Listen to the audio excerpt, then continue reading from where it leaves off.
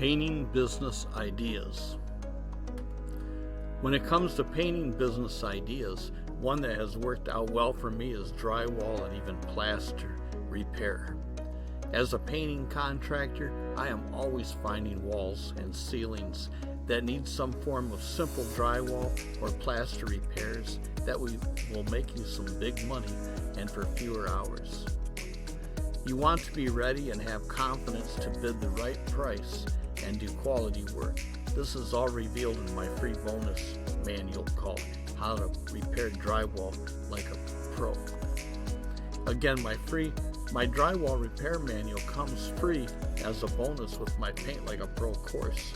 You will have everything needed to run a successful painting business, to run a successful painting and drywall, even plaster repair business. Trying to find just drywall repair jobs can be tough, but couple it with a painting business and getting jobs is a breeze. Drywall repair has a high perceived value too. I have seen simple 30-minute jobs where the last guy that did the work for something like $200 and it wasn't done right.